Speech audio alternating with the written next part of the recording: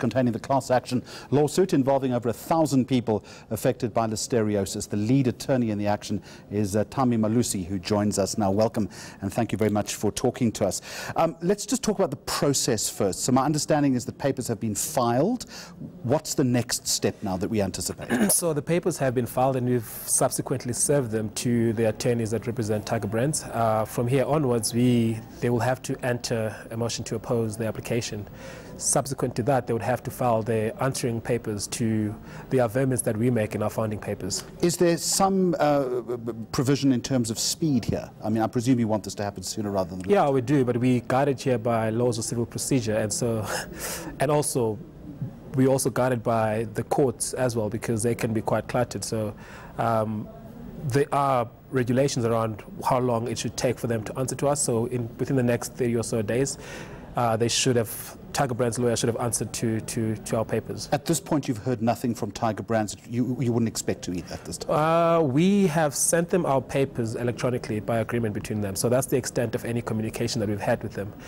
So I'm assuming they're going through our papers now, and then we should hear formal response on those papers in the next few days. All right, let's take a step back if we can. Remind us what a class action lawsuit is and what you are seeking to achieve. Yeah, class actions are a very strange beast in the sense that they go pretty much against everything that you can think of about civil procedure. So we seek to represent everyone that has been affected by listeriosis, which is something very unusual because as lawyers we often have to get an instruction first before you can represent someone. In the instance of class actions, we want leave from the court to approve us through our class representatives, because we've obviously gotten mandates from some people that have been affected by listeriosis. So through those people, we'll seek leave to bring a class action, because we believe that this case is best suited for a class action given the amount of people that it affects and the effect that it has on people. You represent around about 1,000 people, I understand. We seek to represent about 1,000 people. At this point, how many do you represent? Roughly about 70 people that we have formal mandates from. So how do you reach out to the other people?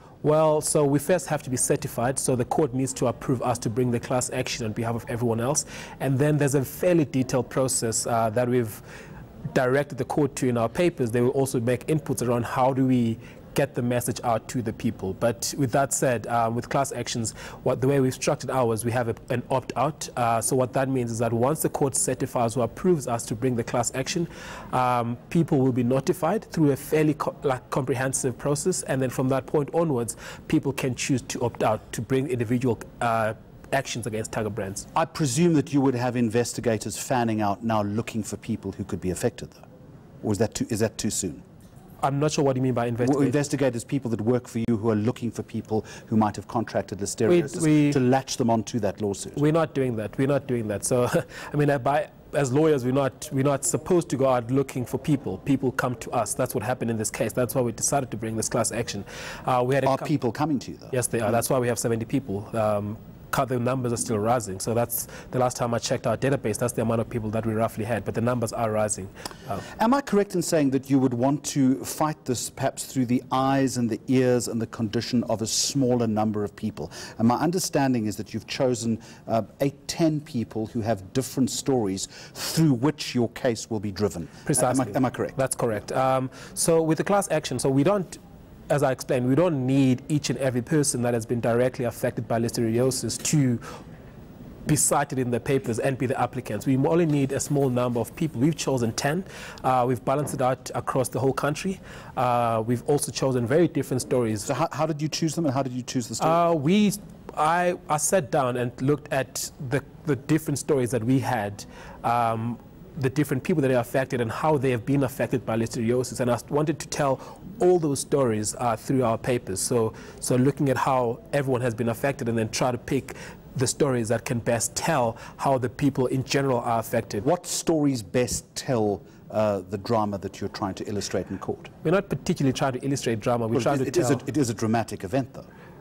Well, it depends how you look at it, but I think the most dramatic stories, if you may, as you put it, would be the instances where the children have contracted listeriosis at birth through their mothers, because what we've found is that those are the most affected people of their categories of people, because in those instances the likelihood is that the children are going to have ongoing medical expenses, because what we've seen is that a lot of them have brain damage from the contraction of listeriosis, and those for me are the most overwhelming stories, if you may, that we've received. I recall speaking to one of your American advisors, and forgive me, his name escapes me, but he was telling me earlier that because of this FD6 link in the chain, you can prove irrevocably that there is there is culpability as far as Tiger Brands is concerned. He was suggesting to us that this was a slam dunk case. Are you still as confident? Yeah, it's the ST6. I beg your pardon, ST6. The specific strain of listeria that was found in over 90% of the people that were tested for listeriosis. The very same strain was found in the Polokwane operations of Tiger Brands, and that strain has not been found in the other entities that were investigated as a link to this outbreak. So, and we're operating on the law of civil procedure here, and so we believe, so in that instance, we merely need to prove on a balance of probabilities that Tiger Brands is the cause of this outbreak. And I think the evidence is quite overwhelming, given the fact that the very same strain that was found at the Tiger Brands operation is found in over 90% of the people that have listeriosis. How do you fund a case like this? You've rightly mentioned our American partners, so we've partnered with them.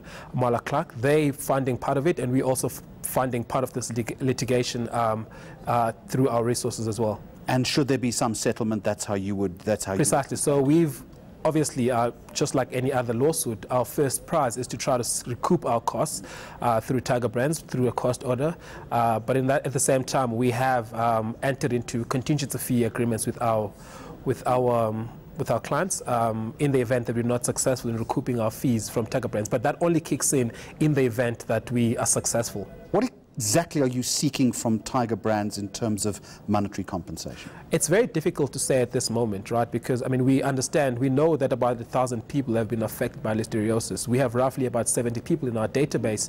But even with the people that we have, it's very difficult to say what is the extent of the effect, right? Because listeriosis affects people very differently, and that in response will determine the damages that they have suffered and subsequently what Tiger Brands needs to cough out in compensation for those people. So we don't have the data at the moment to say with certainty how the 1,000 people that have been affected by listeriosis have been affected. But it's a sliding scale, though? To an extent, yes. Finally, all of this is open to an out-of-court settlement, though. It's not too late for that. Yeah, for sure. I mean, that's given the people that we have and the story that I've heard, the first prize is settlement, because we want the quickest solution, the best solution quicker, in order for the people that are affected and that they continue to have medical expenses to be compensated so that they can be able to afford those expenses. So settlement is the first prize, but obviously that's dependent on Tiger Brand responding to us to the settlement call. Thank you very much for joining us. Thami Malusi, lead attorney in the Tiger Brands class action lawsuit.